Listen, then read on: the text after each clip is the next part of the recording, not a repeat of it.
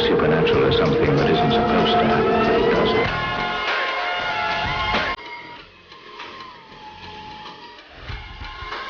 AM 1420, WBSM presents Spooky Southcoast with your hosts Tim Weisberg and Matt Costa.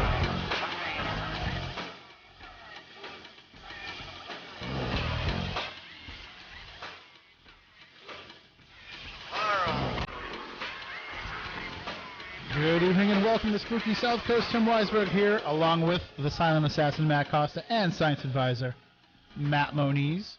We are here to talk with you about the paranormal, as we are each and every Saturday night. So excited to be here tonight in particular, more so than most other Saturdays, because there's somebody way more intelligent and way prettier than the rest of us here in the studio. Chris Balzano, content director extraordinaire for Spooky South Coast, the guy who works all the magic behind the scenes, bringing us these great guests and coming up with the topics that we talk about and putting in all the man hours and running SpookySouthCoast.com and helping with Spooky TV and the Spooky Alternative feed and just so much. Just everything. Yeah, basically we wouldn't be doing this still if it wasn't for you. I like to think I'm your muse years after. You guys were worn down, came in, saved Spooky South Coast. Rejuvenated it, recreated it, and regurgitated it. So now I'm back here in the studios tonight. And road trip. Yeah, we had to fly you up here basically to thank you in person. I had to get on a plane, go through snow. Plenty of delays, but I am here. I am in the Spooky Studios. I'm glad Mark actually came in tonight. Right, the paranormal pirate is here in the studio with us. One of our favorite Spooky South Coast fans actually came in this first time we're meeting, so it was worth the trip just for that. So I'm glad to be in here tonight. I still can't believe it's the first time you guys have ever met. It really is. If he had approached me, I would have run away. But he's here, and I think the feeling's mutual. I get a lot of that. I've gotten a lot of that today, actually. People running away from me.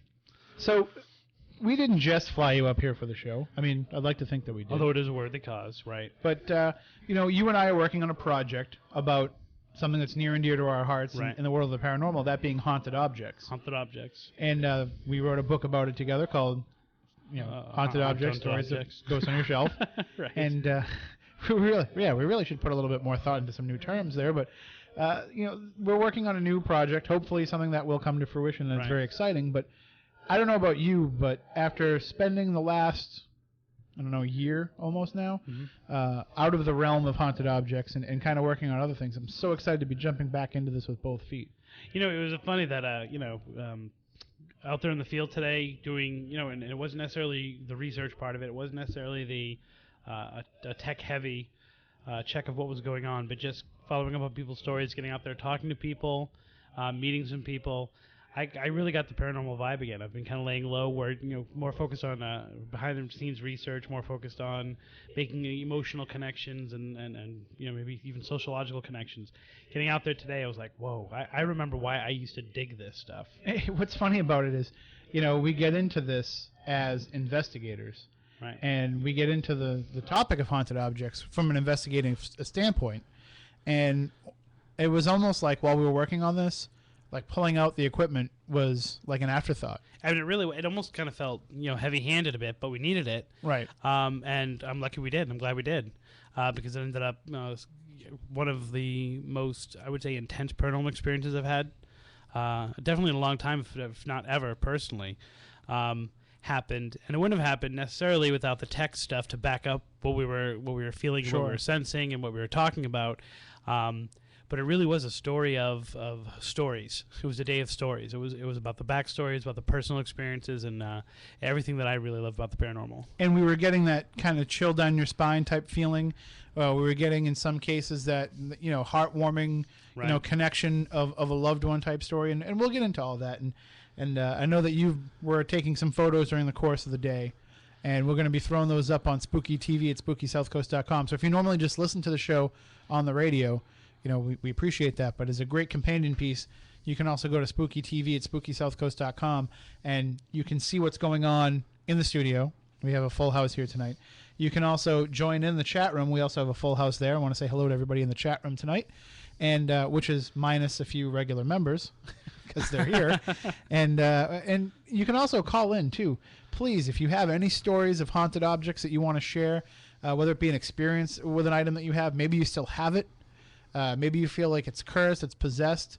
Maybe it's UFO evidence or artifacts, as Moniz prefers, or maybe it's hair that you think was left from a Bigfoot that walked through your yard. Any of these type of stories, we want to hear your thoughts and we want to hear your stories. 508-996-0500, 1-877-996-1420, or you can email us spookykcrew@spookysouthcoast.com, and the phone lines will be open throughout the show, so feel free to call in at any time. And Matt Koss is over there manning Spooky TV tonight, so he's got all kinds of bells and whistles going on. And Matt, just also, if something happens in the chat room and we miss it, don't be afraid to be the Stephanie. Okay. And just jump in and tell us what's in there. Except you're not nearly as good looking as Stephanie. Somebody named John said hi, Dave. Well, I don't mean you have to read all Breaking the news. I'm just saying. But if it's a question for any of us. And hi to John and hi to Dave. So I got to ask you because, it's been a while since I've been in studio. And when I used to be in studio, you were standing up. Now you're sitting down. You're behind the board. And so it was kind of unnatural for me to be like this and turned away from the mic. Mm-hmm. Am I supposed to stare at you? You can. Because I'm feeling really uncomfortable right now. I'm looking right at you. You're staring at me all day. Costa's got something to do. I'm just talking, and I'm like... You were looking longingly into my eyes throughout the course of the day today. So I was kind of wondering, what the in-studio guests normally do. Do they stare at you like that, or do they look at somewhere else? Well, since we've started this new configuration, we don't allow them in the studio. Okay. So, because really, I don't know if you've noticed here, but I have a lot more responsibility than I used to have. You do. So. And that's what's led to a lot more mess-ups. And I'm definitely not looking directly in the camera because that's just plain weird. So I just want to know where... I don't want to feel like I'm staring at you, like if I'm intimidating you or anything like that. Not at all. So just tell me if I am. Eye contact between us is fine. Obey, so. And then Matt Koss will later take this video from Spooky TV and edit it to the tune of Endless Love. I will. I can sing that too, Costa, if you want. And things have certainly changed in here. I don't know if you noticed, but they've kind of, the new owners, Town Square Media, they've spared no expense here. They took down, like I said, the CD of the Spice Girls from the bathroom. Right, that's now in my bathroom at the house. I was disturbed by that, but the rest of it looks pretty good. Looks like the equipment's gotten older.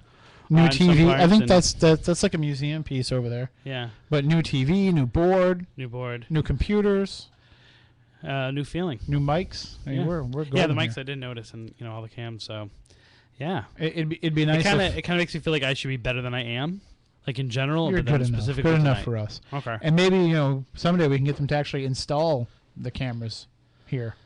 Yeah, it'd be permanent things. And then it'd be a lot easier. But we make do with the webcams that we have. So okay. Spooky TV is definitely up there. And we want to let people know, too, that Spooky TV isn't just about Spooky South Coast. There's other programming on the site during the course of the week. Yeah, we've got Spirit Connections is on there. Mm-hmm. Tuesday nights at 7 o'clock. Starting pretty soon, if not this week, we're going to have Spooky Crossroads, whether it is a live broadcast or not, will be put up there. I'm thinking about just kind of taking it more towards podcast the podcast generation. So it's stuff that we're going to be recording ahead of time and but putting it up there and playing it at that time, and then kind of moderating it the way we did a few weeks ago with like the classic Spooky South Coast episode we put up. Excuse me, just because I think it works better. It's really hard to get people on schedule. But if I can call Moniz and we can do an interview at 5 o'clock and I can put it up there about one particular topic, and then have people respond, and then I just become, like a little, video DJ, kind of putting things up there, putting pictures of Moniz, putting pictures of whatever. Yeah, I think that's actually tweet me. Effective. Yeah, I'll tweet you too. Yeah. Right, so. We know how that worked earlier this week. But we do want to mention Twitter because, Matt Costa has finally taken the plunge. I have. And jumped into the social media pool. Which actually makes you only the second tweeter of Spooky South. I've had a Twitter account for like 3 or 4 years now, but you are still a more prolific tweeter than me because you've tweeted like 10 times. Really? That's good. Which is probably more than I have. Yeah. But I was tweeting quite a bit for a few weeks on the Spooky South Coast, and then I just got bored. On the Spooky South Coast one, that's one thing. But the at Spooky SC on Twitter, that's the way to get us, at Spooky SC. And we always have all kinds of stuff up there related to the show, and Matt Koss has been putting up cool facts and interesting stories that people might want to check out. But now we're trying to tweet a little bit more as ourselves. Me, I'm at Tim Weisberg, and Matt, you are at Smoking Monkeys. Right, and that's Yes. Monkeez. Yes, it is. So if you want to follow along with Matt, and let me tell you, you want to follow along with Matt because he puts some funny stuff up there. And Chris, we got to get you to get back on it. I'll sign on. All right. I'm up to it. So, you know, Moniz will join it right as it's over, as the tweet revolution ends. right. Well, I think we were talking about this the other day. Now Twitter's dead, right? Because we're on it. Right, Right, we're okay. killing Officially. Twitter. All right. All right. We're officially killing Twitter. I always tell my kids this is the last nail in the coffin of Right, Twitter. when Matt Costa and I are tweeting. That's when there are more parents than kids, anything has, jumped the shark. So right. that's why they're all not on Twitter anymore. We always figure out MySpace, Facebook, and Twitter as they're going down the tubes. Right. So, but yeah, definitely check along with us. And if people want to sign up for Spooky TV, I mean, we would welcome more programming. And we were talking about maybe throwing that option open for paranormal groups. There's so many paranormal groups out there that want to have their own TV show, and there's not a lot of TV spots left for investigation shows.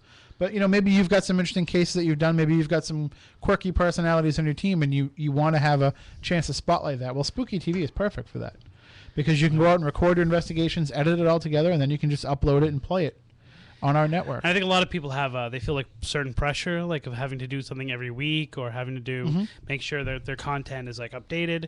But one of the things I'm finding out as I'm getting more into kind of the podcast world is that if you have 2 things one week and nothing the next week, I mean this kind of works because you're getting yourself out there, you're getting yourself known, you're putting yourself on in front of people, and even if you can't do it every week, if you can do a 5-minute thing every week. Or if you can do, 20 minutes one week and then 5 minutes another, media's changed. So the consistency and the kind of, everything's got to be exactly the same and your show's got to be this long, and that doesn't exist anymore. So I think that, we've really broken down those barriers. So people, if they just want to kind of contribute to what they're doing, what they're investigating out there, the evidence that they're getting, don't really, well, we've talked about whether to have a investigative, evaluate evidence kind of thing going on. Right. But even just to say what you're doing, what's going out there. I mean, a check-in. We had this Sure. idea during the It would help if I brought you a bottle of water. every once in a while. Sorry, it's hot in here now. We were going to say we want to see how you investigate the redheaded hitchhiker, and we had talked about that like towards the Bridgewater Triangle show, and just have people go out and just film yourself doing what you do for the redheaded hitchhiker. Yeah, And I thought that would or be a whatever really your cool local idea. legend might be. Right, and then extend that out to the, and so that's something that'd be really cool. And the thing is that if you give us the content, we can kind of edit that into something. We can make design shows around that as well. So it's kind of cool that way. Technology has kind of allowed us to connect with people, but it's also allowed you to be the people who are connecting to us. And there's a few concerns that people have when it comes to joining up with Spooky TV and broadcasting things. One is people always want to know, if I put something up there, does that become your property? And no, it's not. It's your show, Right. and we're just giving you the medium to kind of spread that message. So whatever happens, it's all you. And the other question a lot of people have is about the tech side of things because they think that it must be really complicated, and it's not really all that complicated to be able to get up on the Spooky TV airwaves. Right, and we're actually doing working on some things, designing some things right now to make it maybe even easier. Right. To have kind of a Spooky South Coast streaming way of doing things that might even involve us kind of going out there and producing your shows, from a remote area. The goal with it Deep within the heart of Florida. The goal of Spooky TV and the goal of SpookySouthCoast.com is to kind of make you feel like you're part of the family here because all of our listeners are, and there's plenty of opportunity for them to provide us with some interesting content that will keep people checking out the site. I mean, I know that there's certain websites that I go to every day, and we want to make SpookySouthCoast.com that site for paranormal fans. Well, not only that, but I think even, the 4 of us and the people who are then extended from that, we get inspired by what other people are doing. Mm-hmm. And some people are afraid to show us what they're doing because they think we're Spooky South, and it's really not like that at all. And so if we can actually touch and communicate with our people more by them sending us things that we can actually use, I think it builds a community, but it also kind of makes us think like, oh, I didn't think of doing something that way, or that's something. And I think it becomes an experience where, it's almost kind of like a communal radio and communal TV where you're influencing us, we're influencing you, we're moving the field forward. And we want people to feel that way because it's your show. Those of you who are out there in the audience and listening to this program on a regular basis, this show is for you. We're just kind of here as the conduits for it. We're the ones that know how to press the buttons, and for the most part we know how. But, we're the ones that are here sacrificing ourselves at the feet of the technical gods to be able to make this thing go out over the air, and we're really just doing it so that you can find the answers to the questions that you have, and we can bring you topics that we think that you will find interesting, and it really is all about the audience. I think I quoted you on Spooky Crossroads, but I don't think I quoted you on Spooky South Coast. When you use that great line, you are the avatar of the audience. Right. So I think all of us here try to do that, try to be the avatar for the audience. What would the audience want to know? What would the audience want to experience? And then kind of offer that. And with that in mind, we need to find that out from you. So you can always get in touch with us, spookycrew@SpookySouthCoast.com. Hit us up on Twitter, at Tim Weisberg, at Smoking Monkeys, at SpookySC. Those are the best ways to get us, I guess, now, right? I want to throw it out there also. If people have questions, too, we're on Facebook, we're on Twitter. Right. If if we have the time and, I don't know, we don't miss the email, we can answer anybody's questions that they might have as far as producing shows, things like that. Sure, yeah. And I actually have on one of my previous websites, warehamradio.com, we have a great how-to broadcast on Ustream that my friend Jay put together. So we can use that kind of as the template to give people, and just show them how easy it is to really just jump on there and produce a show. Now, we're not giving you the content, the right. ability to host a show and to have the knowledge of the topic and something to talk about, that's on you. But in terms of the technical aspect of it, it's a breeze. I mean, if it was hard, there's no way we could be doing it. I mean, if it was hard, we wouldn't broadcast it. 20, if it was hard, we 23 wouldn't even minutes try. Past the hour. Right. Yeah, we fully expect we'll never get on anybody for starting their show late. Right. So we are going to talk more about our plans for Spooky South Coast for this year, and also I want to really get into some of the discussion about haunted objects tonight, because that fire has been relit under me. Big time after today. Big time. And I couldn't have probably have found two more polar opposite cases for us to work on today. Right. And I think that's part of what has me so jazzed up too. And with three, if you think about, although I'm thinking of 3 polls, but 3 if you think about then coming in here and having Moniz kind of do his thing, give his discussion on some of this stuff, which was a much more straightforward scientific part, which we hadn't experienced all day today. Mm-hmm. Those 3 things, it's like, completely different worlds. We had one case that we walked out of it worried about the individual. And we had another case where we walked out laughing because we had a great time with the person who hosted us for the other one. So, it was definitely a strange day for us. It was crazy. But we'll talk about all that, and we'll also take your calls. Again, 508-996-0500, 1-877-996-1420.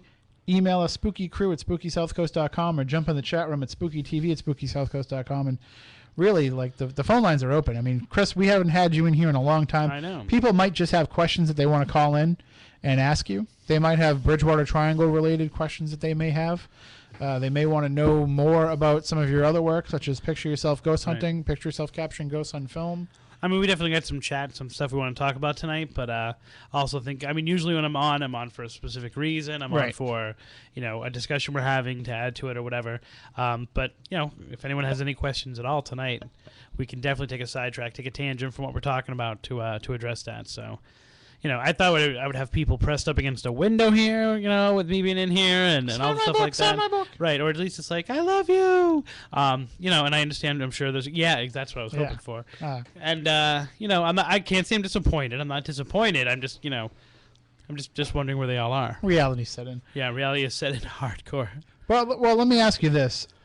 You mentioned how you join us now frequently, really to kind of get into a specific topic. Right. And do you find that there's a difference now in being, because you're still on a number of other shows as a guest. Right. Do you find that there's a difference between being just a guest in a free-form type conversation interview as opposed to joining us? Is it harder to do what you're doing for us now? No, I don't think it is at all. I mean, I use this term all the time, but it's advanced citizenry. I understand that the Spooky South Coast audience knows me. I don't have to answer questions about what was the scariest thing you've ever had happen, or something like that. How'd you get started? So, how'd you get started in this?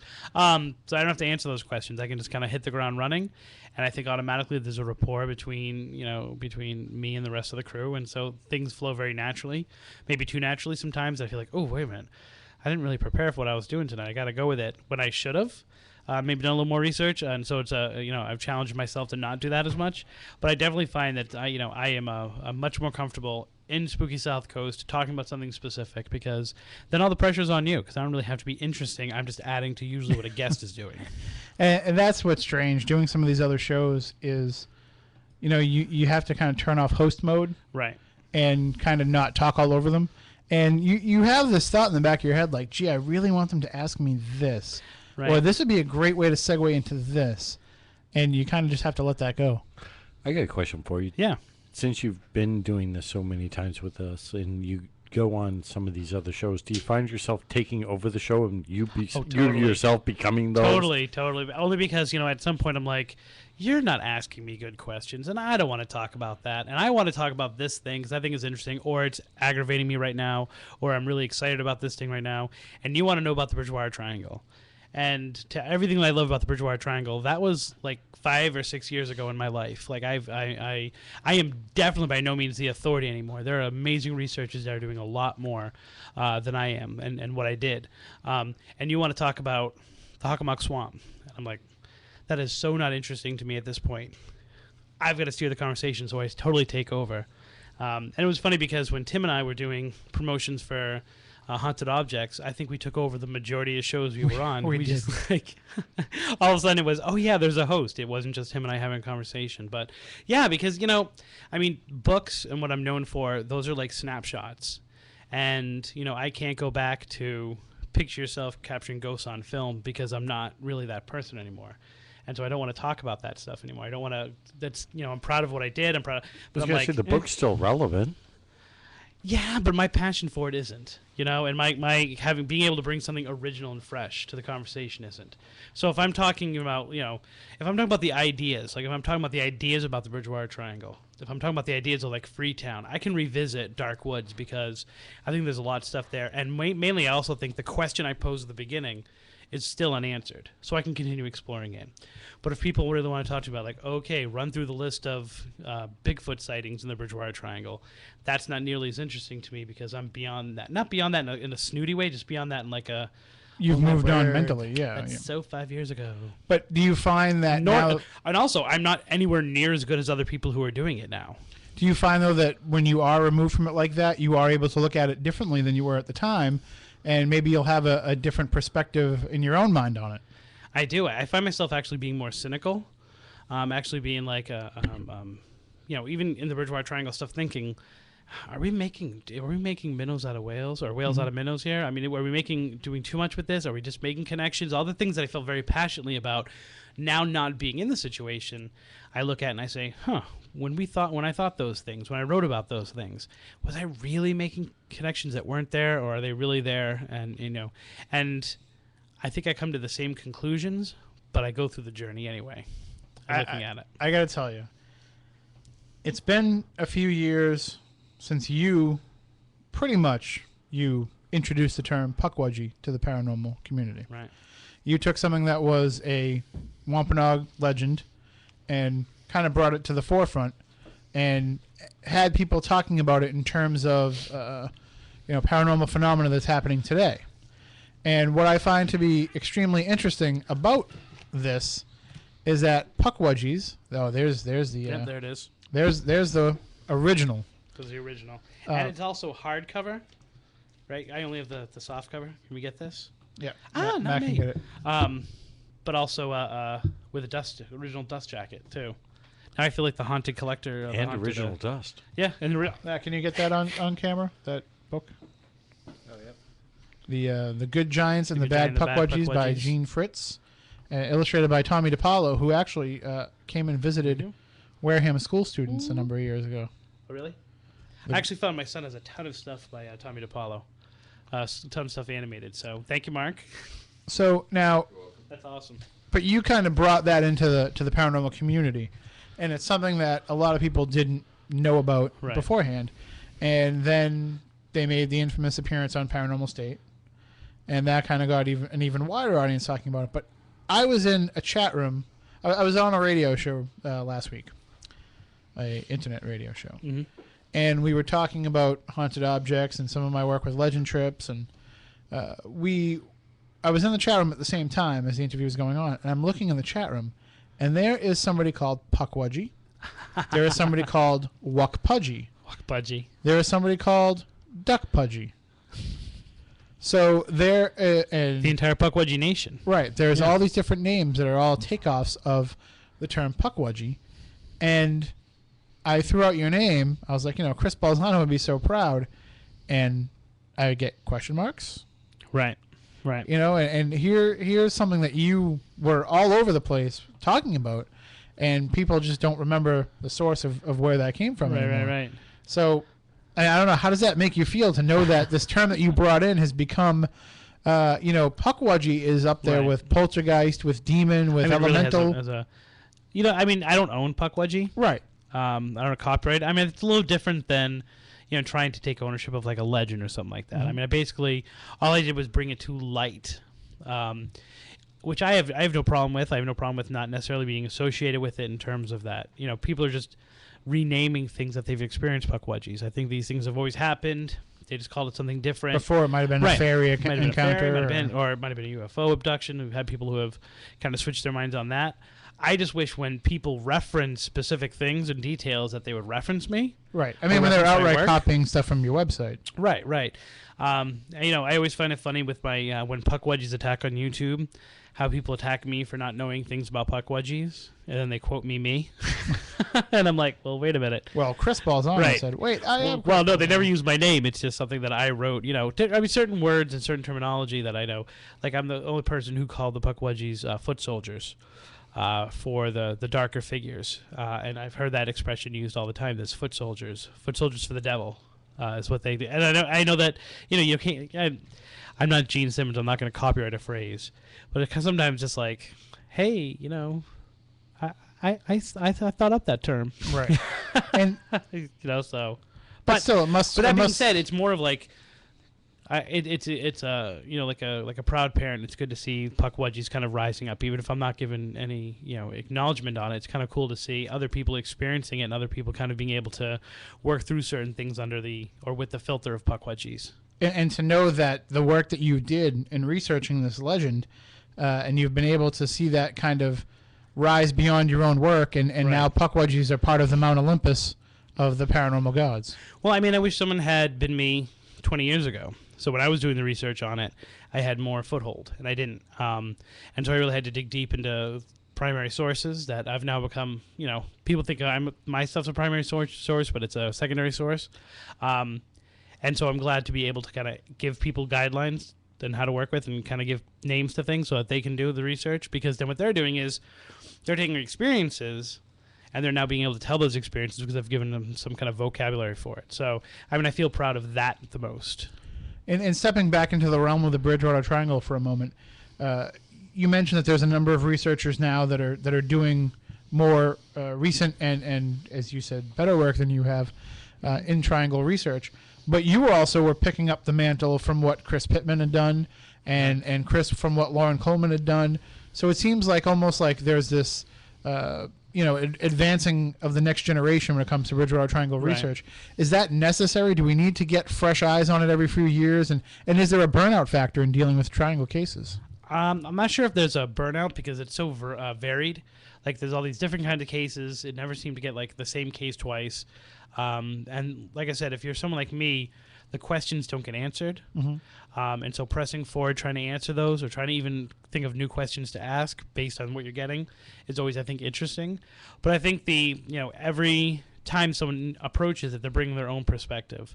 And so some people really like to focus on the historical aspects of things. Some people like to focus on the investigative things. Some people like to focus on the Native American parts of it. And so there's really, it's a big enough table for everyone to sit at. And it's really exciting to see all these people kind of coming to the table together. They don't necessarily always get along with each other, but they're producing stuff for us to kind of digest and for us to look at. And so if you're into this kind of the paranormal, you can start looking at this person, this kind of it. You can take it from that. It's all the Bridgewater Triangle. When you put it together, it creates, I think, a clearer picture, at least in terms of the stories and things like that. So you're not just getting fresh eyes; you're getting fresh angles. Fresh angles, well. And I think as the paranormal splits, You're getting perspectives you wouldn't necessarily see, a Christian view of activity or this kind of view of activity. And so, the more diverse investigators become and researchers become, the more diverse how we're looking at the Bridgewater Triangle. That's only going to make it cooler. That's only going to make it and give us a fuller picture. Moniz, I'd be interested in getting your opinion on this because you were investigating reports of various phenomena in that area before there was such a term as Bridgewater Triangle. Or as it was being coined, yeah. And as, that became, but I mean, how many people read Mysterious America, you know what I mean, in those early days? Yeah. Before I know that you have, but I mean, it wasn't something that was talked about on radio shows, for example, back then. So as it was kind of developing as a concept, did you kind of find that as like all right, this makes sense now that now there are dots to connect here when it comes to this stuff? I mean, did you ever feel like it was being kind of thrust upon it, or did you feel like the idea, this concept of a triangle came up organically amongst all the reports? I definitely think it was organic, especially because living in the area, I was thankful that I got all of the reports that I did constantly coming in from every which direction. And of course, you start looking at other books and other newspapers outside looking for other reports. And I wasn't finding as many as I was in the what we now call the Bridgewater Triangle area. So, and I think, is this the chicken or the egg? Did I wind up becoming interested in this stuff because it was so prolific, or Right. did this stuff wind up coming to me because it's so prolific? Right. It definitely seems like now, because we are more open to talking about it, and we always talk about the ever-expanding definition of the triangle, that now it's almost like if something happens, we want to expand the triangle so that it can encompass that too. Right. And it's like, at what point do we just stop putting that tag on it and start saying, holy crap, this paranormal stuff's just everywhere? Right. And I think it's important to take case by case in terms of, how far can it expand, or do we need a standardized definition of what is a Bridgewater Triangle haunt? Like, what does it need to have the essence of the triangle? And I've just been really anti-standardization of anything having to do with the paranormal lately. And so I really feel like if you think it's a Bridgewater Even Triangle Unity? thing, especially Unity. Para-unity. BALZANO does not support paranormal unity. I think that, it's up to you to say, here's some really interesting stuff. It might be in the context of this bigger thing. It might not be. Hey, wow, let's look at this. If it is, it's like this. If it isn't, it's like this. I mean, that's kind of like an intellectual debate you can have, as opposed to making it just kind of like, let's try to jam everything into the Bridgewater Triangle because it's the most popular paranormal thing that's in this area. And I think maybe we can, if we want to, we can maybe kick around the idea of the paranormal unity a little bit in the second hour, because we only got a couple minutes here before the news break here. But I just want to let you clarify one thing. Yeah. You said that you're not for paranormal unity, but Right. that doesn't mean that you're for people fighting with each other and disrespecting one another. You're just saying we don't all have to be on the same page, right? And we'll be back after the break. So you're saying you want people to crap all over each other? Because I don't know about you, but Are you really? I kind of like it. Are you really putting me on the spot? I mean, do you want me to answer honestly? I just want you to say like you don't want anybody to. I don't care. Murder each other. Over I don't. paranormal Yeah, don't evidence. care. But I don't care. I don't care what you think of me. I don't care what you think of another group. I don't care if two groups don't get along. How does that impact me whatsoever? That's so uninteresting to me, and I'm tired of talking. Not in terms of you and I talking about it, but like, I'm tired of talking about it. It's a stupid thing. I don't care. I don't care about your evidence. I don't care about what you're doing. And if you're not being respectful, then I'm not gonna like sit and cry about it. I could care less about paranormal unity. Because you're saying it detracts from the subject matter at hand. Everybody's fighting about who did what, and rather than I really the disagree. I subject. don't think it distracts from the subject matter at all, because the outside world doesn't care that there's infighting, and the inside world is gonna love it anyway. So I don't think it actually distracts. I think we've always fallen back on that argument that, well, what happens to one person? Yeah, I think if there's a paranormal investigator and he goes up there and he kills 27 people, people are gonna, from the outside world, are gonna look like, oh my word, I wonder if this is something that all paranormal investigators do. But I think two groups pissing over each other about something that happened between them impacts no one. It doesn't affect my life unless I get involved, and it definitely doesn't affect, what you always traditionally say, the 4-year-old housewife who enjoys paranormal media. Right. Well, as I said, we can maybe kick that around a little bit more in the second hour. I don't want to delve too much into it and start an all. You woke me up with that a little bit. You see that? I kind of was bashing like, contest. yeah, virtual triangle, that's awesome. And then all of a sudden you said that, and I'm like, no, I'm getting on. I think that reaction warrants a little bit more conversation about it, and we'll get your thoughts too. 508-996-0500. 1-877-996-1420. Spooky Crew at SpookySouthcoast.com. But we also will discuss the idea of haunted objects. Right. And we'll talk specifically about the ones that we checked out today. And we'll show those photos on Spooky TV as well. So go to SpookySouthcoast.com. Click on the live show tab up at the top. And then go to the drop-down menu and select the Spooky TV with Spooky Chat feed, whatever it says there. And you will be able to actually see what's going on here in the studio and follow along with everybody in the chat room. You can post your questions there as well, and just meet some great people. We love our chat room fans. Love the chat room. It's the highlight of my weekend. Wonderful people in there each and every week. Yeah. Big supporters of the show. And so we are going to take a break for the news. When we come back, we will have plenty more for you here on Spooky South Coast. The station the South Coast turns to for local news, talk, weather, and sports. WBSM New Bedford, AM 1420, WBSM.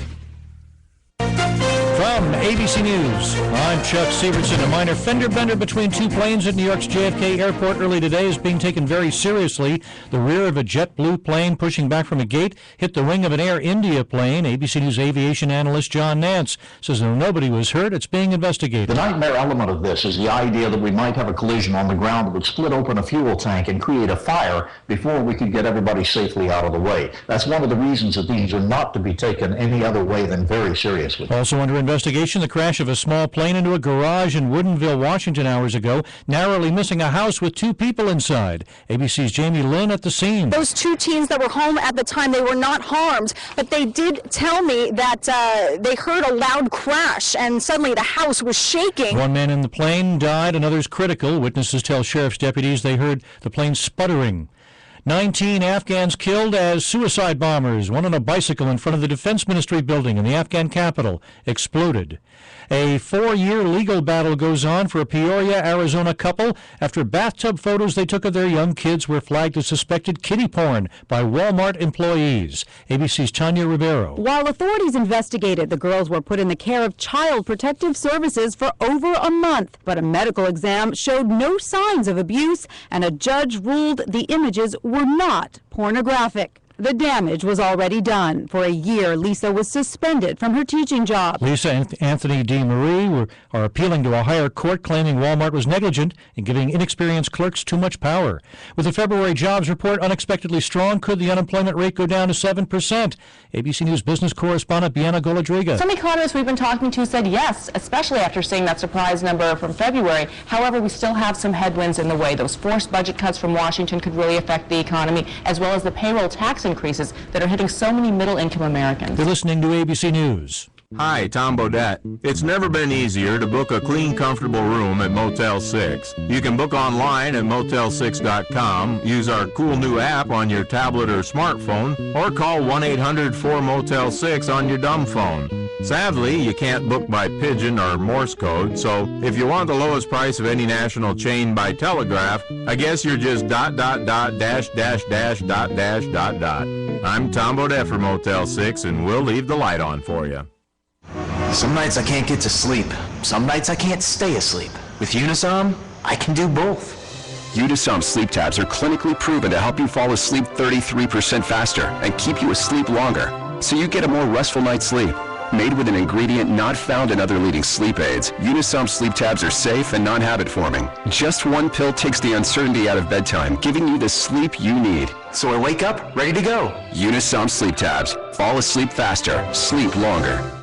The Cardinals are in Rome prepping for the conclave as their first vote scheduled for Tuesday to try to elect a new pope. Vatican spokesman Thomas Ruzicka. Then we'll see the master of liturgical ceremonies come to the doors of the Sistine Chapel and throw everybody else out. Ut extra omnes. Everybody but the Cardinals out of here. We'll see those doors close. no cameras inside. Looking like she may run for the U.S. Senate, challenging veteran Republican leader Mitch McConnell, movie star Ashley Judd, ABC News political director Rick Klein. Ashley Judd, it looks like she has all systems go for running for Senate in Kentucky. She is acting like a candidate in waiting. She is talking to folks actively in Washington and in Kentucky about it. Analysts say among Judd's past statements that may haunt a campaign, her comparing mountaintop removal mining to the Rwandan genocide and characterizing Christianity as a religion that legitimizes and seals male power. A case of a mom and her toddler in Washington State allegedly smoking pot. Police in the town of Centralia say when they searched the home of Rachel Bratton and Tyler Lee, they found around 40 pot plants and a number of guns. Then the 24-year-old mother told the cops she allowed her 22-month-old toddler to inhale marijuana from a bong. The couple is charged with marijuana growing, illegal gun possession, and the mom's facing an additional charge of giving a minor a controlled substance. Child Protective Services took custody of the toddler and another of the couple's children. Larry Rice, ABC News, Seattle. This is ABC News. Trying to sell your old car? Instead, donate your vehicle to Heritage for the Blind. Pickup is free and your donation is tax deductible. Just call 1-800-895-8035. Heritage for the Blind accepts cars, vans, trucks, and boats, whether they run or not. Donate your vehicle and you'll receive a free 3-day vacation voucher to over 50 locations. Call 1-800-895-8035. That's 1-800-895-8035. Chuck Sievertson, ABC News. So, Jacqueline. Yes, Mom? I wanted to talk to you about something, and... Oh, wait, hold on. I just got a text. Oh, there's another one. Wow, busy me. So, anyway... Oh, wait, Mom. I just got a message. My friends keep commenting on my comment. Oh, there's another one. So many comments on my comment. Oh, I can't wait to watch TV tonight. Playoffs! Hey, guys, check out my new video game. Wait, Mom, what? Huh? Hold What'd you say? Wait a second, what? This weekend, unplug. Take your family to the forest. There's nothing in the world like experiencing nature firsthand. Trees, paths, bluebirds, streams. Getting closer to nature can get you closer to your family. To find the forest nearest you, go to discovertheforest.org. Brought to you by the U.S. Forest Service and the Ad Council.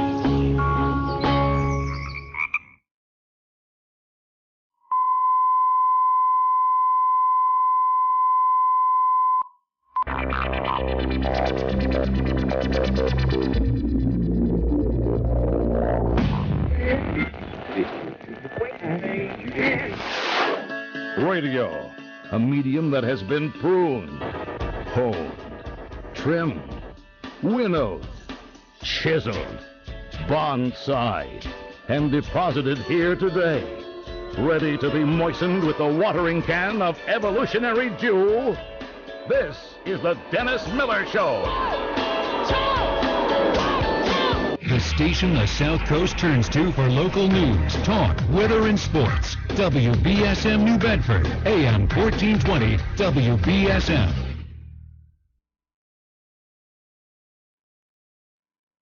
I will never forget the day my son Jeremy told me he hated me and slammed the door in my face. I'm behavioral therapist Janet Lehman. Behavior problems can turn the child you love and your life into a nightmare. That's why my husband James and I created the Total Transformation, the step-by-step program that shows you how to fix the worst behavior problems and get your child to respect and listen to you again. No matter what the behavior, defiance, backtalk, angry outbursts, disrespect, we can help you stop it. Now you can get the Total Transformation for free. All you need to do is get the program and let us know how it works for you. You can keep it forever for free. Limited number of free programs available. Call now. 1-888-536-5977. 1-888-536-5977. That's 1-888-536-5977. 1-888-536-5977. He was persecuted. He was tracked by goons from the tobacco industry.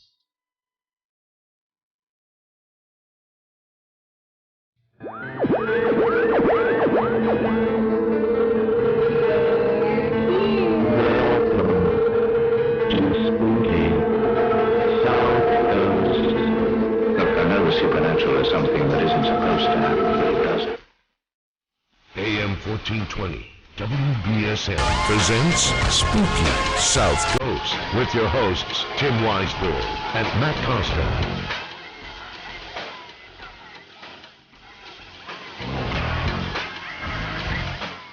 Welcome back. Hour number 2 of Spooky South Coast. Tim Weisberg here, along with the silent assassin, Matt Costa. Science advisor, Matt Moniz, and content director, Chris Balzano, are in-studio guests tonight, all the way up from Dumpwater, Florida? No? Is that? Armpit, Florida. Dumpwater, that's where the Bundy stayed, right? Right. And if you're not on Spooky TV, you missed my wardrobe change during the last break, so... You know, I've now had to take off a layer because things are getting a little heated in here. Right, and they're going to continue to get heated because I want to get back into this topic that we started on before the news break about paranormal unity. Now, if you go back a few years ago, Matt Costa and I, we did a little show in my office, my home office, called How Junior High is the Paranormal. And this was like in, 2007? Yeah. That we were talking about this? And I was in studio for that. I think. Yeah. No, I think you were on the phone. Oh, was I? Okay. Yeah, I think wasn't that was the night that Danvers burned down? Oh, was it? I think so. I thought that was the night we had Danielle Garrison on as well, and I was in here for that. No, there was another time that we discussed. There was another time we discussed. Yeah, how we've done this a few times. Junior high, though. And we came into the. Actually, we were going to make it an annual show. Remember, that was the plan. And until you realize nothing changed every single year. Exactly, and that's what happened. Is we started to realize that even talking about this, we like to put ourselves on a soapbox sometimes, and we like to think that we have like some kind of a lofty position in the paranormal, that we have a voice that people will listen to, right, and that we feel like we need to take up some issues and try and further them as causes within the paranormal field. That works out great when we're talking about something like cemetery awareness, where we want paranormal groups to go back and clean up cemeteries, and or if we're talking about helping raising money to restore a historic building. Right. But when we're asking people to kind of stop the backstabbing and the bitching and everything else, and kind of just move beyond that, it doesn't work. And I'm starting to think it's because it has nothing to do with the paranormal field, as we like to think that it does, and it just has everything to do with people. People. And that's just how it is. Right. Moniz, you work in the field of science, and I'm sure that you've dealt with people who have, done similar moves, stabbed each other in the back, and totally steamrolled somebody else to help their own cause. And the paranormal cannot hold a candle to the science community when it comes to being junior high. Well, then there you go. Or the academic community, for that matter. Right. I mean, the same thing exists, in the school systems and just people. I mean, that's even more intensified when you get into college and people trying to publish papers on academic subjects and things like that. I mean, it's in every corner. I mean, you guys, me, Pittman, we've all worked in restaurants. Same exact thing happens in restaurants. I mean, it's not, we're not calling for, unity amongst all sub makers, and yet, we feel like we can forward something by working together on this. And I guess I hold that I really think, and I'll let you finish your point if you want, but so feel free to interrupt me at any time. But I have no point. Go right ahead. Okay, good. I think the paranormal begins with a question, and I think that question is something that is immensely personal. And I think the problem is that we've shifted it to we are trying to do something all together, and I think that's not accurate to what people are doing. There are those people, and I think this is where a lot of that comes from, that are looking to get some kind of credibility for what we do, and I think that there are people who want to convince people, both of which have never really been my focus. And I think that when you try to do that, you're now going from trying to answer a personal question for yourself to convincing other people, and so now you're spending your time, kind of trying to bail out the ocean with getting to change people's minds, or getting to people to, it's always good to challenge people and get people to think something different, or like, hey, well, maybe just have you ever considered this? But trying to, get the science of the paranormal taught in schools or things like that, I think it's not only is it not necessarily productive, but I think it causes this kind of frustration. It causes this kind of backstabbing, because then you're looking for the ultimate piece of something that does that. And once you start looking for the ultimate piece of evidence, for example, then you start having competition for that. And I don't think competition is necessarily a bad thing, but the problem is that it creates something. It creates you to do that. You have to have a standard for what the perfect thing is. Right. Well, now you're asking a whole bunch of people who began, hopefully, with a personal question to conform to what someone else believes about the paranormal. Sure. And when 3 people agree and one person doesn't agree, all of a sudden you now have a balanced shift of power, which is the very definition of bullying, that we learn in the school system. And now nothing but infighting is kind of, being begged. Like, let's fight about stuff then. Well, we'll put it out there. We'll open the phones and we'll talk about this for a little bit if you want to. 508-996-0500, 1-877-996-1420.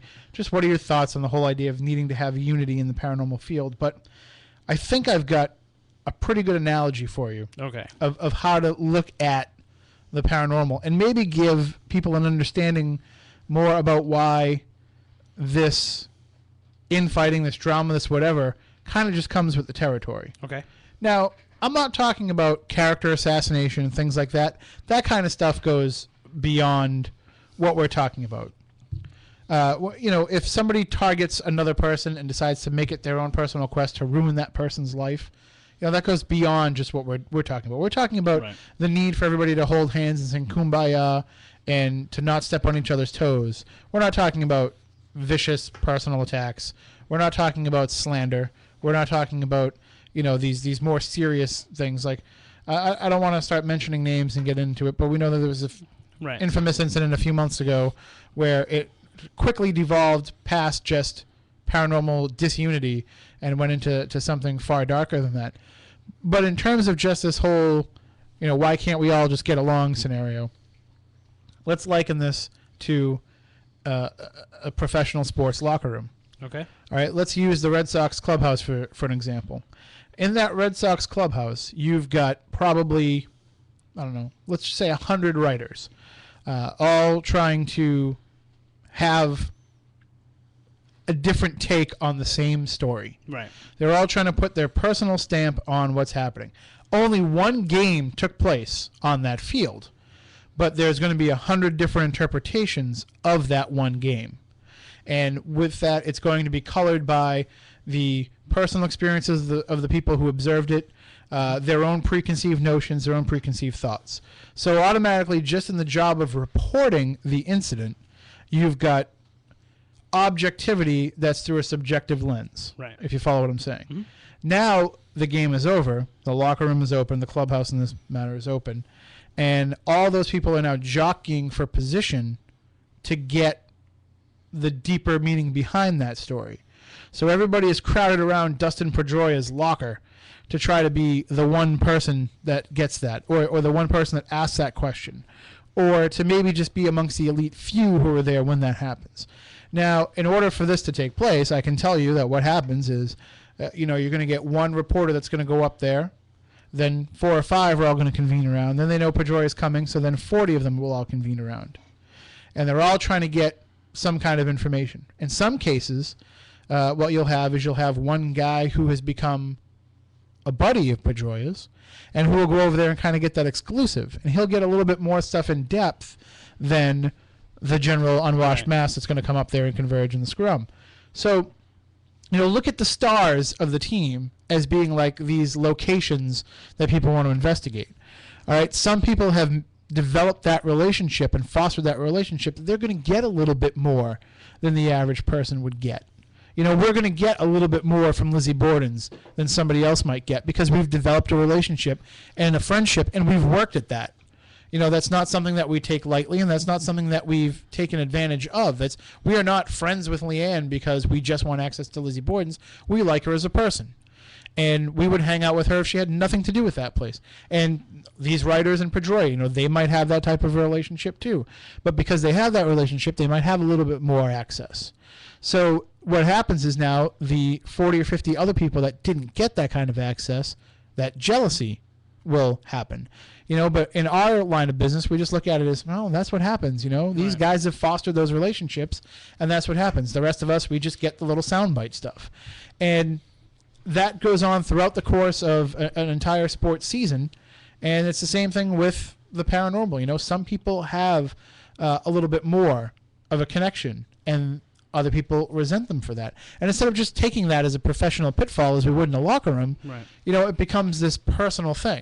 And I don't understand that. I don't understand why we can put that into our professional lives, and we all have that happen. We all know that there's somebody who, sucks up to the boss and gets everything that they want, and sure, we bitch about it, but what are we really going to do about it? We just want to show up, do our job, and go home. Right. In the paranormal, people can't seem to do that. They can't just show up, do their job, and go home. They got to constantly harp on the one guy that seems to be getting more than they have, and they want to know why they're getting a better ride handed to them when you work just as hard. And just toss up your hands and say, what can you do? And of course, the other part of that is that in the paranormal world, you don't have to go to Pedroia to get it.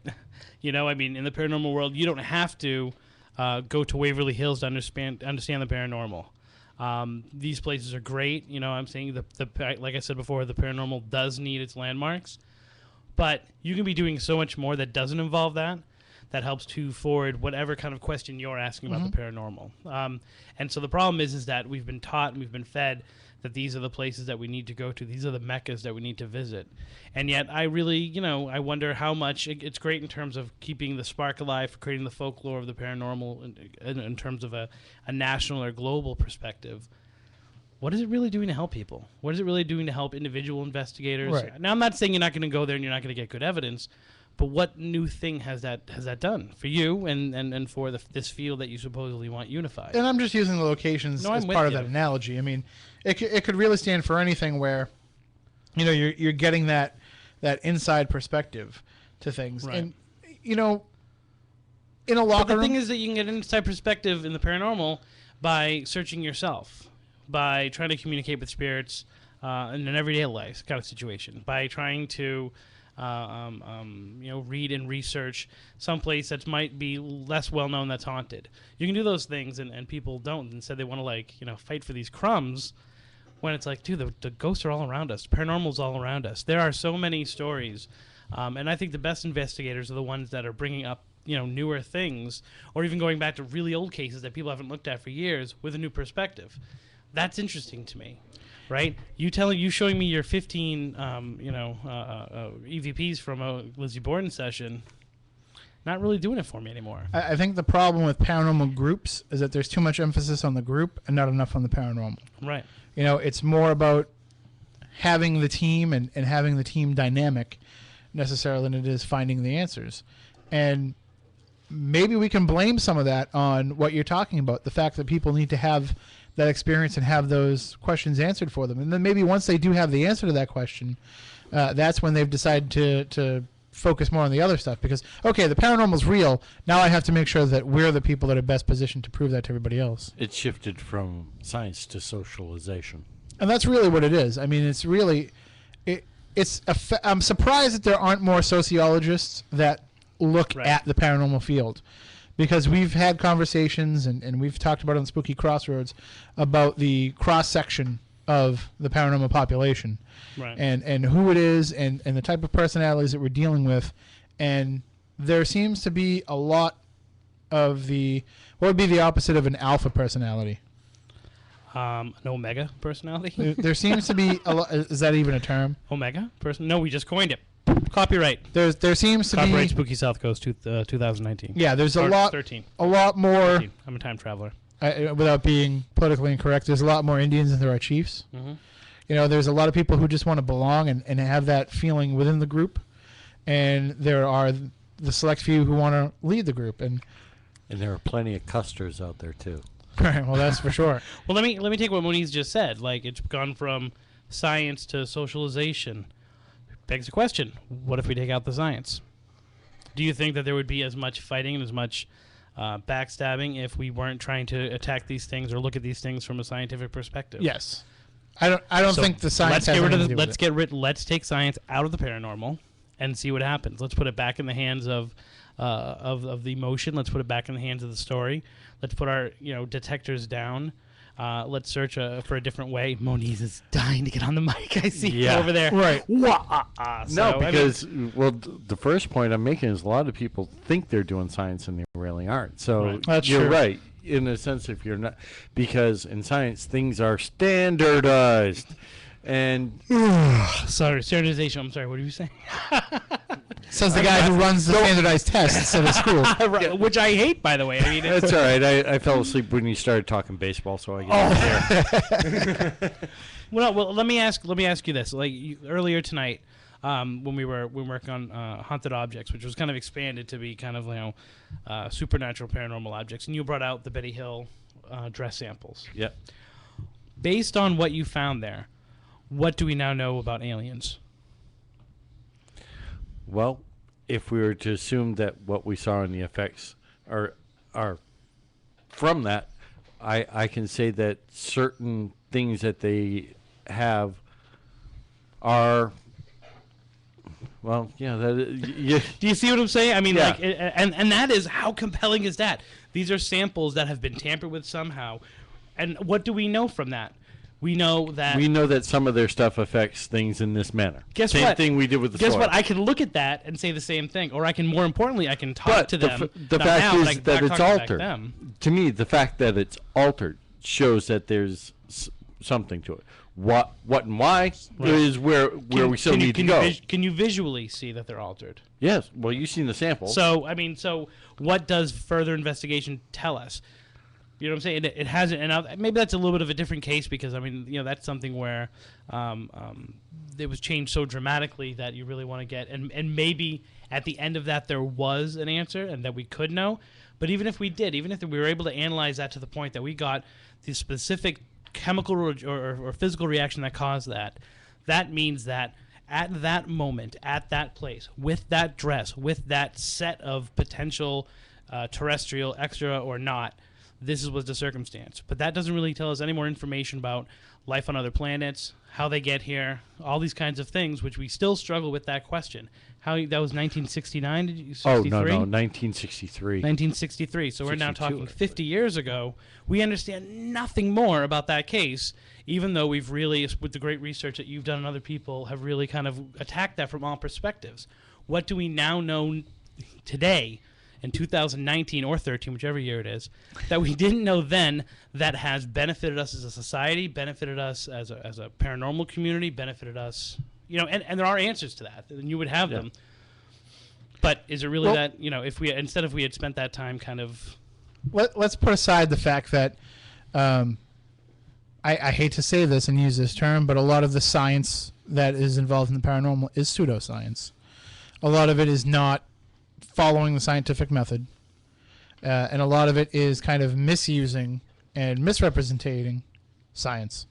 Haven't I been saying that for a long time? Right, but let's just put that aside for right now, and just keep that scientific pursuit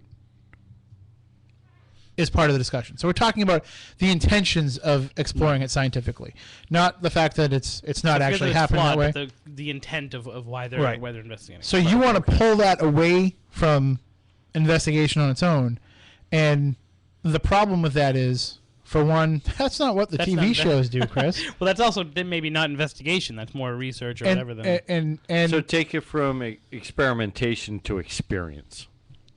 And if you do that, nutshell. Right. If you do that, then what type of measuring stick do they have to use against one another, these groups? What becomes your basis of comparison? Then you had a weirder experience than I did. But see, there is no comparison. It's just a sharing of experiences. Because you can't put that under a microscope and look at it. It just becomes, here's what I experienced. What did you experience? Wow, we've now shared our experiences. You can't say to someone, no, you didn't experience that. They did. It's like two people talking about what they felt about a rock concert they just went to. Right. Excellent example. What you're talking about. So in other words, there's no fighting because there ain't nothing to fight about. What you're talking about, though, would be akin to, the era of spiritualism, when it was more about what you were experiencing as a group, and some people believed it, most people didn't. Right. And without that, you lose, I guess, the credibility in the eyes of many people for what you're doing, because now you're just the weirdos going out there, feeling ghosts. Because we've done such a great job in the past 10 years of building credibility. I would say that we at least think that we do. We think that we're going in there with a little bit more Okay. credibility because we're bringing these devices. And also, what is the measuring stick?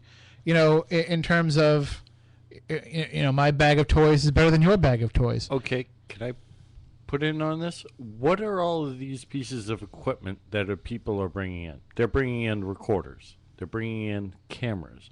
They're bringing in EMF detectors and thermocouples. They're bringing in ion meters. Okay, with a recorder, that is just an extension of your ears. With the camera, it's just the extension of your eyes. Exactly. With the ion meter, it's your sense of smell, because that's how smell works. With the thermocouple and the EMF meters, that's your galvanic response of your skin. And if you're tasting a ghost, you got issues. So leave that. But it's just extension of your natural experiences. That's all the equipment that they use are. Yeah, but the unfortunate thing is those extensions sometimes block out your natural ones, which are much more highly tuned. But those extensions are also more of an acceptable way to quantify that experience. Right, because the equipment if is... you're trying to prove something. Right, or it's easier to record it from these pieces of equipment. I can't record my own sense of smell. Right. Well, you can record your reaction to it. Right. But I might not believe it.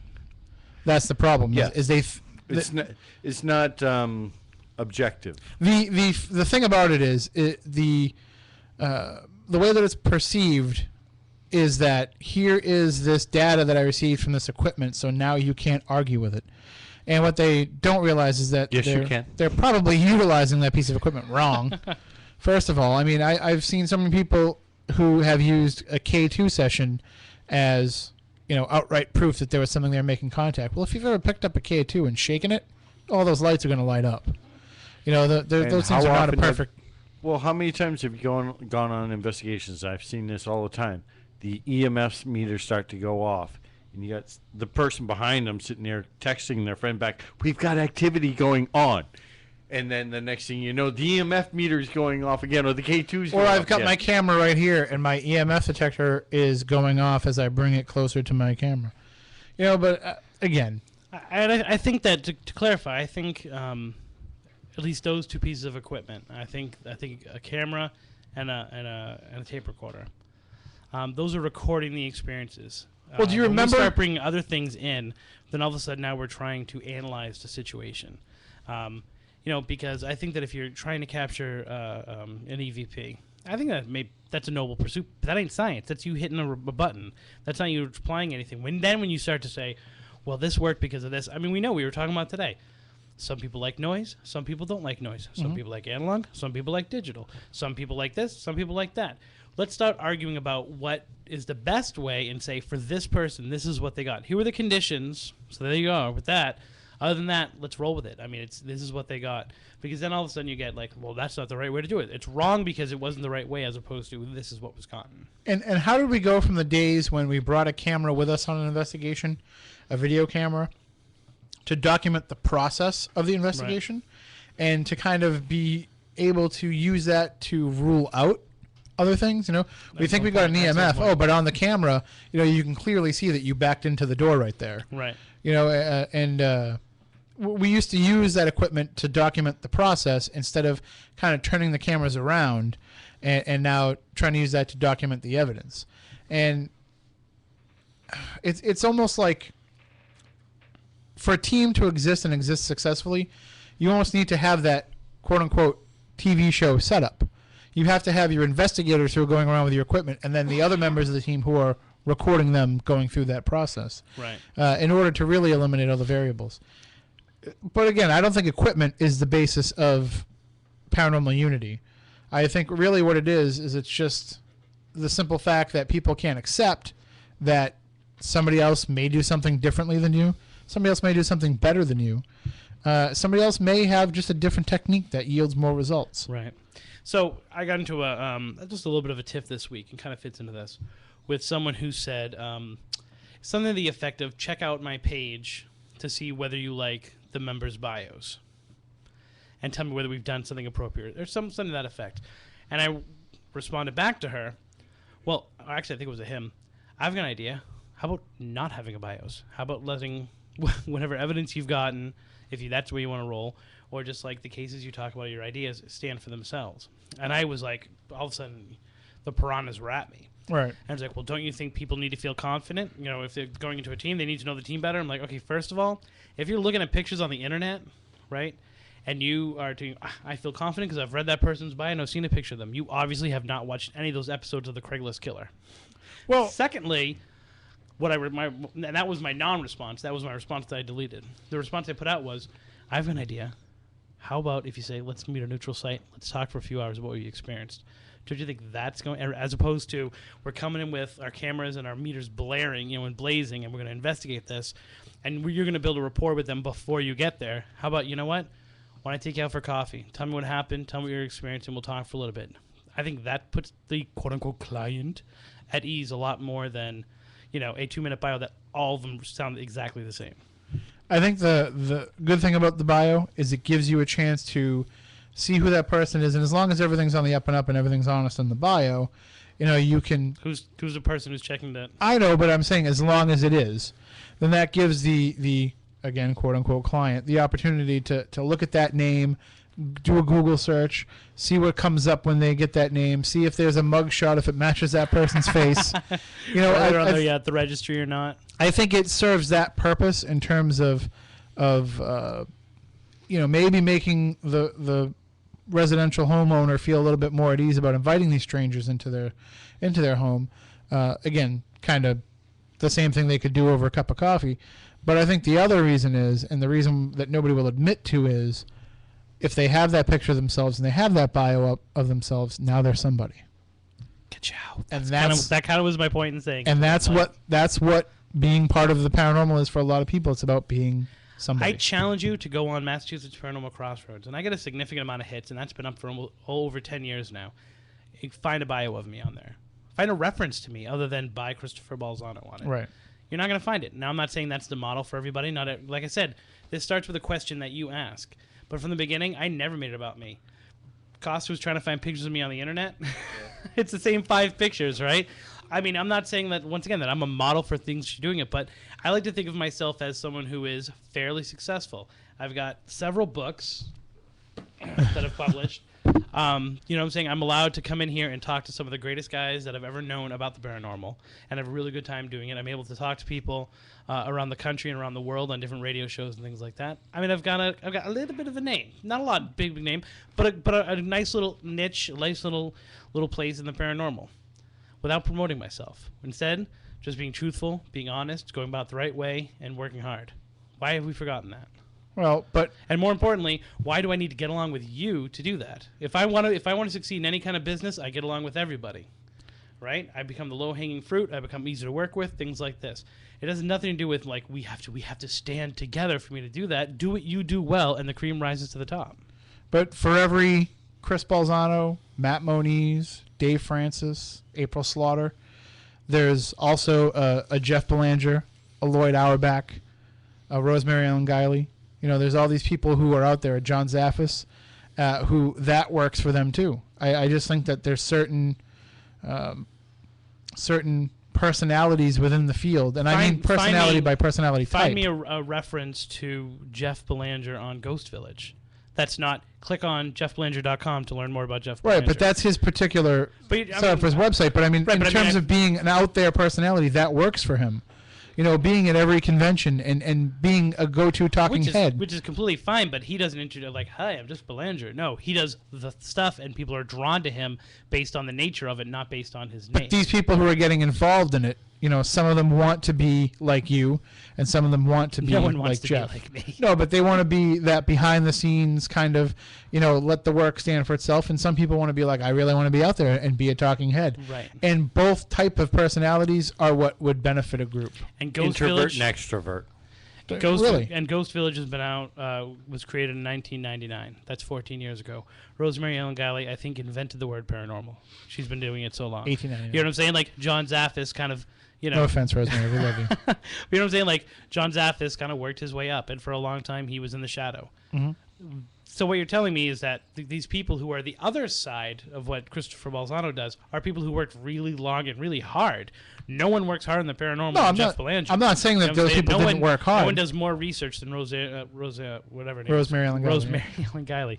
It's really late. You know what I'm saying? So like, it's not because they had amazing splashing personality and put their names on everything that they became names. They became names because they just had a ton of work to draw from. But I'm saying some people, that is the avenue that they can go down, and some people, the avenue is to go the other way. You know, Moniz, we dragged him kicking and screaming out of the shadows to come here and be part of this, and it took. He's been part of the show since our second month on the air, and it might have been the fourth month on the air before he actually started talking. Right.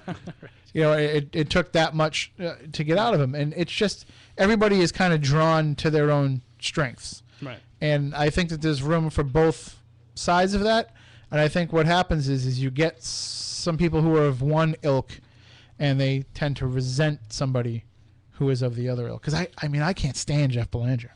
I hate that guy. I hate Chris Balzano. I hate that guy. I hate all of you. No, but in all seriousness, I don't want to unify with any of you. In all seriousness, I think that's the opposite of unify. De-unify? I think the opposite Separate? of unify would be crush, decimate. Decimate. We're looking at. I mean, I think that trying to tell someone who does stupid things like that to not do stupid things like that is really shouting at the wind. I mean, Right. Paranormal unity will take care of itself if people get along. If people don't get along, guess what? I don't care. Then you know what? I'm not going to talk to you. You know, if I've got a kid, tell my son all the time, if there's a bully or someone who's picking on you, walk away from him. And I'll say another thing too. And you know what happens?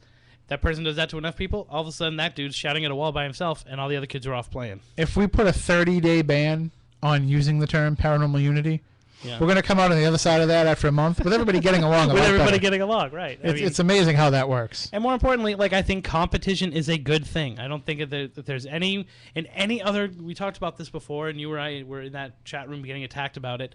In no other place in the world can you say competition and have it be a dirty word. Like in the paranormal, it's a dirty word. In every other aspect of life, it's an amazing thing. I've got these kids, remedial kids, right? And they're struggling to understand the math that I'm teaching them, and I'm working my hardest, and now they're working their hardest, and I've got two kids who have kind of fired up this thing, and they're in competition with each other. They're in competition with each other for a B. It's not even like they're an A. They're just like, I've got an 81. Well, I've got an 82. And that's kind of fed off the other kids, because then the other kid's like, well, you know what? I've got a 78, and I'm going to nail this thing, and I'm going to pass you guys at the last moment. And all of a sudden, this great sportsmanship and great competition has arisen from this, and guess what? These kids are now passing. They weren't passing, now they're passing because of competition. Competition is good. Hey, I've got a healthy respect for George Norrie, for Art Bell, for Dave Schrader, for everybody else who does what I do in the world of the paranormal. And we'll say we'll include Norrie in the paranormal world for the sake of this discussion. But I have an immense amount of respect. These guys are people that I know, people that I'm friendly with, and not that I'm saying that I know Art Bell, but I'm just saying these are people who I consider to be the best of the best at what they do. But that doesn't mean that even though we get along and we can have that healthy respect for each other, that if the coast to coast job came open right away, I wouldn't be like, I want that job, I deserve that job. Right. Or if there could only be one paranormal show left standing, that I wouldn't want it to be mine. And or that when we're talking about, okay, who we're gonna get for this week, be like, wow, we got to get this person before someone else gets them. This is a really interesting thing is happening. Let's get them first. And a lot of that competition is in our own mind. We're not competing against those other shows. They're not up against us. They're not taking away our airtime. People can listen to both shows, and many people do listen to all of those shows. But we create that competition in our mind because it drives us. Because what happens if we don't have that competition? We become complacent. We become lazy. So my opinion is, if you're a paranormal group that's out there that doesn't want to have to stack yourself up against somebody else and doesn't want to look at what somebody else does and have that drive you, then you're lazy. Get the hell out of the field because you're not willing to try harder. Right. All right, that's enough of that. Let's move on to haunted objects and time. We went over way more than I wanted to on that, too. So we got about 20 minutes left. So let's talk about haunted objects and our experiences today. Again, we're not really going to get too much into what we were doing, but we'll just call this a media project. Right. That hopefully turns into something bigger. Right. But the focus was on going out and examining some true life haunted objects. And I put the call out there. Anybody that follows me on Facebook or Twitter, and you realize that I've been asking, for a couple of weeks now if we could get some really good stories. And as I told you I knew would happen, I got some stories trickling at the beginning that were kind of borderline. And then as we got closer, we hit on the good stories. Right. And one of the stories that we did is we went and we checked out a chair, a haunted, possessed, there's something attached to this chair.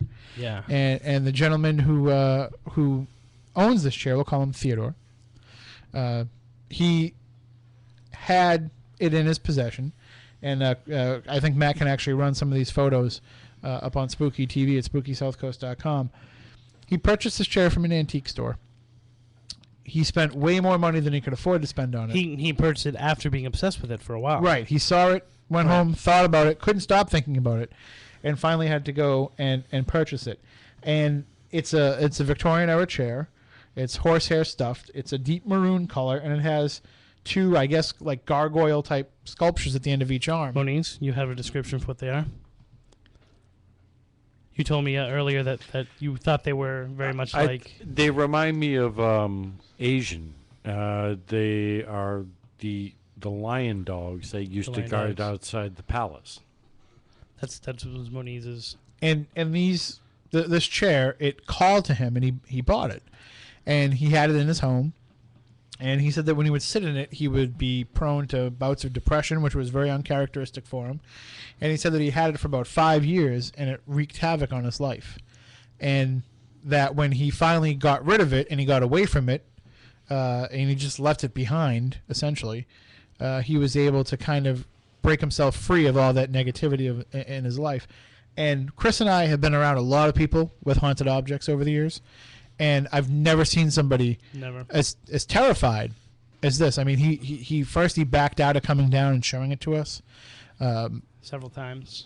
We had to kind of talk him into it. He was having, and I don't know if it's related, but he was having car issues. He was having cell phone issues since we decided to start, hopefully, having him come down and show this to us. So, I mean, I'm talking, we saw a look of sheer terror in his eyes. There is when he was in the same room. There's being scared. There's being scared to the point that you scream. You see something, you scream. It's a natural reaction. Whatever was impacting him, whatever he was feeling, was so strong and so beyond being scared of something. He couldn't think. He couldn't connect A and B. He couldn't communicate what he was even thinking about, talking about. It was impacting him that much that he was sitting there. I'm almost like in tears, kind of even thinking about it because it was very, very emotional. He couldn't communicate. That being in the presence of that chair stripped him of his humanity, stripped him of what made him him. And I actually felt there feeling like the biggest heel in the world because I made him come down and relive that and go through that. Yeah. He said he hadn't laid eyes on it in 2 years. But I think that might have been, and we talked about that as different things happened, that maybe at the other end of that is some kind of conclusion for him with it, hopefully, or something like that. And that's what you're hoping for with that kind of experience, not just to get some kind of cool stuff that happens, but also, and we experienced this a lot when we were writing the book. The experience is profound. It's not scary necessarily, although it can be. It's not terrifying. At the end, it's profound. It creates a new kind of understanding of someone you love, the nature of things, even though you can't hold it in full. You feel as if for a moment you're connected to it. I guess the poets called it endscape, that like moment where you realize something and then a minute later you don't. Mm-hmm. But for that brief moment, you're able to actually understand. Oh, I get it. And that in that terror, in that kind of emotional bombardment that he was having, he was able to maybe on the other side kind of come to terms with that. Now, Moniz, I know that it's something that you prefer not to deal with, but that you have dealt with cases that are potentially of a demonic nature. You've certainly dealt with things that were of a truly evil nature. Even if it's not quite something you would call demonic, you've dealt with some bad stuff over the years in your time as an investigator. And the reaction that we saw was probably similar to what you might have seen from these families who are undergoing this type of trauma. I've never been around anything as as strong as this.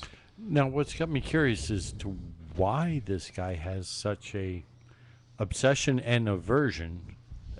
He called it love, it's a duality. Yeah, it's like a seduction. It's a seduction to something. It draws him in, and then repulses him at the same time, and he can't explain it. I mean, it was very clear cut in his body language. He would walk into the every time we were doing something, he would walk out of the room, and then he couldn't help but slowly come back into the room to experience what was going on. And it's affected his life. And yeah, and more importantly, getting rid of it had a positive influence on his life. So putting this chair in what pretty much could be called storage has actually turned his life around. But disowning it is not even a possibility in his mind. Not even.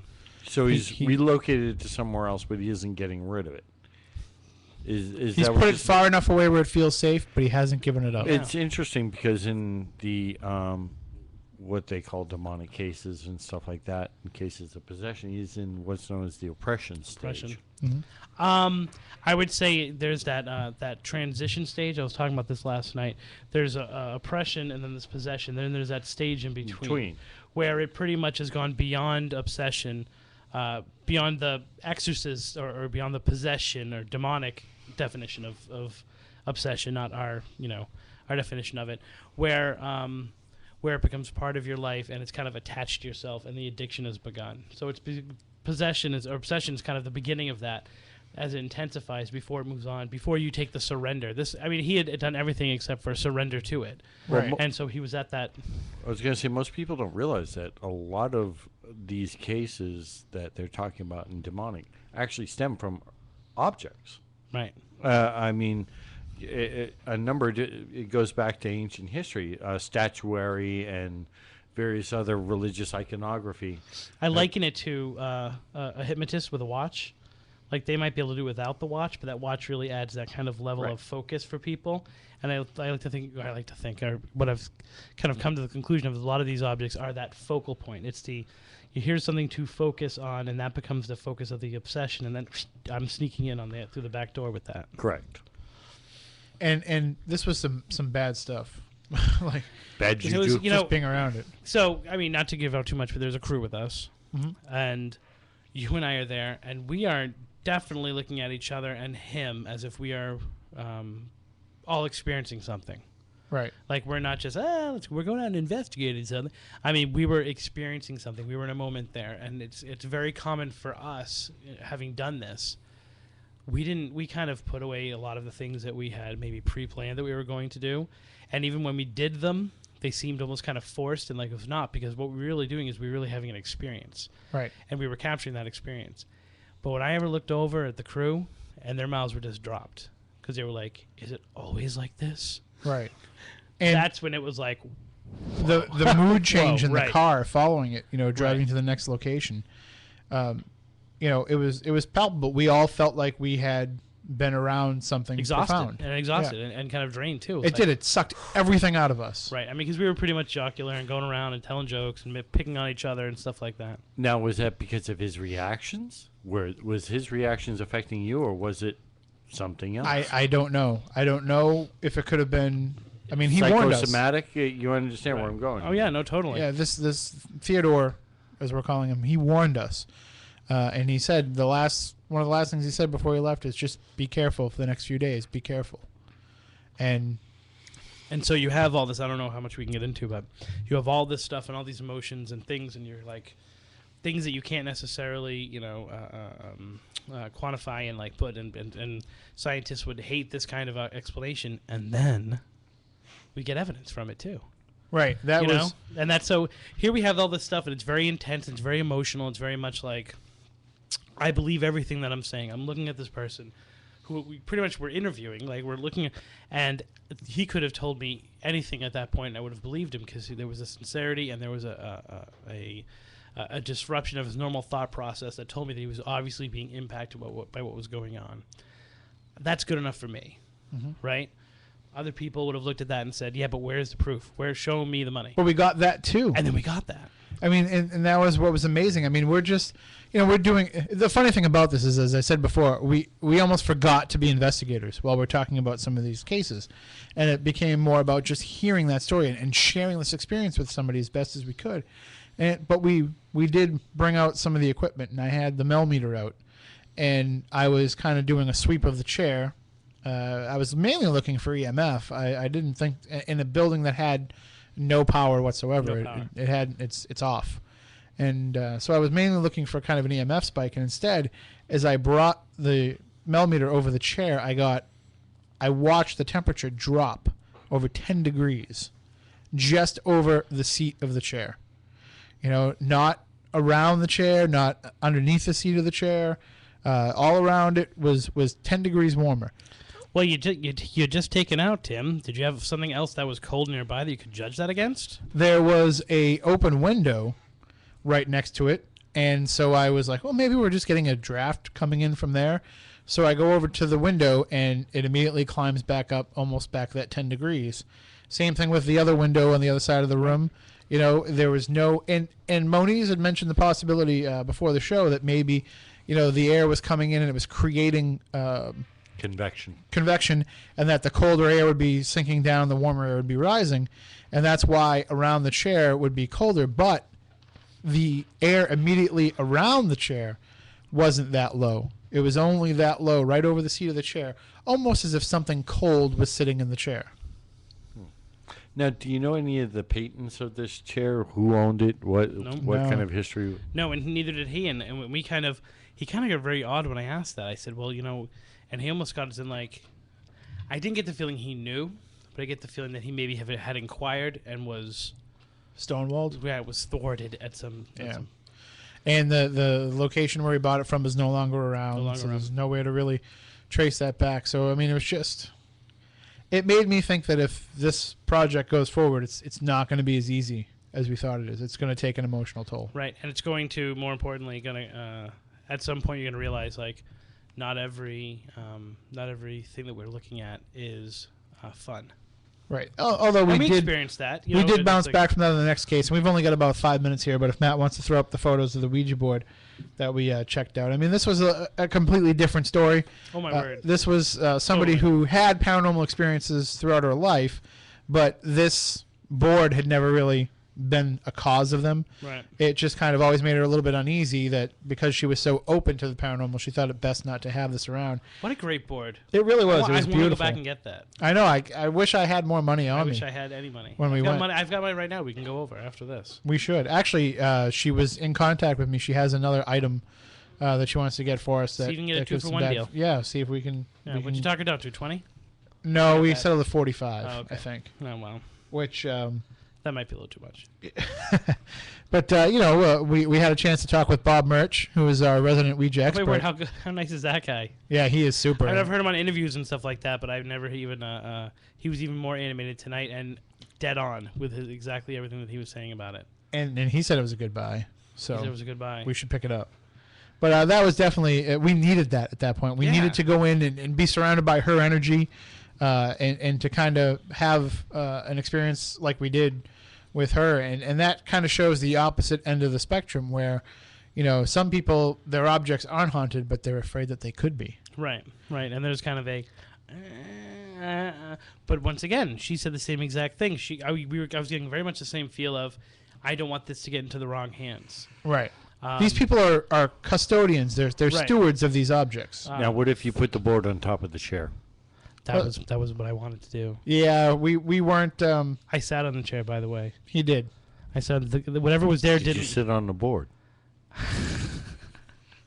No, but I did scroll through it. I did use it kind of individually by myself, looking for Captain Howdy. I will say, though, that the item of the day that slipped through our fingers was the very first thing that we went. Sitting outside the flea market is this like wooden box with a bunch of weird electronic components and a whole bunch of switches. Just sitting there, like out in the rain. We had no idea what it was or what it did, but by the time we came out, it was gone. Well, I thought you were talking about the toilet paper. The toilet paper doll. That was pretty interesting too. Yeah, getting a unexplainable EMF spike from that. Right, and it wasn't even in my bathroom when I got it. And even more paranormally, the guy tried to give it to us, and it wasn't his. Right, he's like, "Well, if it's haunted, you guys can have it." So we go over to take it, and somebody's like, "Oh, what are you doing? This is my booth."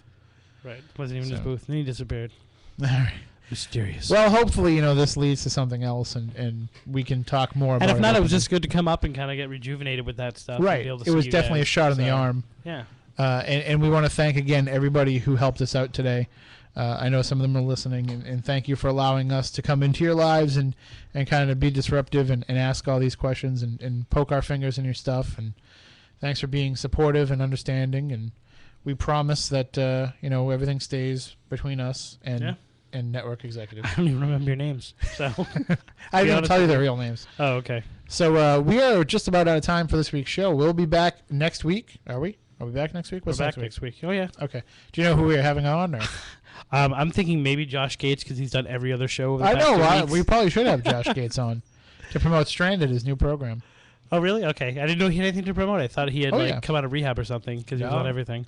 So we'll be back so next week. Josh Gates, Hans Holzer finally returns. Right? No? Yes, Hans Holzer and Josh Gates are doing a little duet. But we will be here with another all-new program where we talk to you about the paranormal. If you want to get in touch with us all week long, Spooky Crew at SpookySouthcoast.com. And don't forget, Twitter. Follow us on Twitter, at SpookySC, at Tim Weisberg, at Smoking Monkeys, MONKEEZ, and hopefully at Chris Balzano if it's not taken already. You should probably sign up for that before you leave the studio. I don't think there's another Chris Balzano. Yeah, actually but there is, and I think he has a Twitter account. Somebody might be grabbing it now. Just Can I make a defense really quick in the last minute here? Yes, so 30 it's very seconds. quick. My sister went and checked out Spooky South Coast on YouTube, and she said, "Well, I don't get this. This is just like sweaty balls." I want to say that listening to Spooky South Coast on YouTube, like coming into Spooky TV, is not like that at all. So I want to defend what you guys do every week as not just being sweaty balls. We are not the sweaty balls of the paranormal. No, you are not. We are the cottage cheese of the paranormal, as we've said before and was reminded of me this week. All right, so that does it for this week's show. And for once, I get to say this with everybody in the room.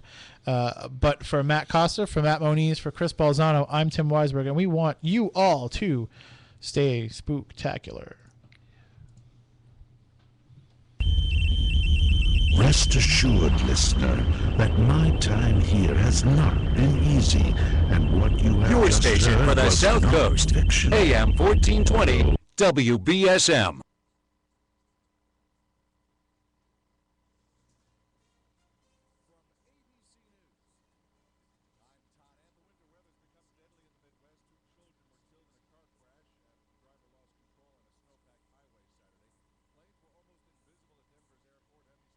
The station the South Coast turns to for local news, talk, weather, and sports. WBSM New Bedford, AM 1420, WBSM. Everything is ready for the travelers on Sunday morning. ABC's Clayton Sandell is in Denver, has more on the messy highways. The whiteout conditions are causing most of the headaches. Interstate 70 from here all the way to the Kansas border is shut down. Police are urging people to stay off the roads. And forecasters are expecting lower snow accumulations than initially predicted, with sunny and warmer weather expected Sunday. A small plane struck the garage of a home in a Seattle suburb Saturday, killing one man and critically injuring another man on board the plane. Jody Fletcher lives nearby. I know the folks who live in that home, and I'm glad that they weren't home. That's pretty fortunate, and it's very unfortunate for the pilot. 2 teens in the home escaped injury. The Taliban says weekend bombings in Afghanistan are a warning to Secretary of Defense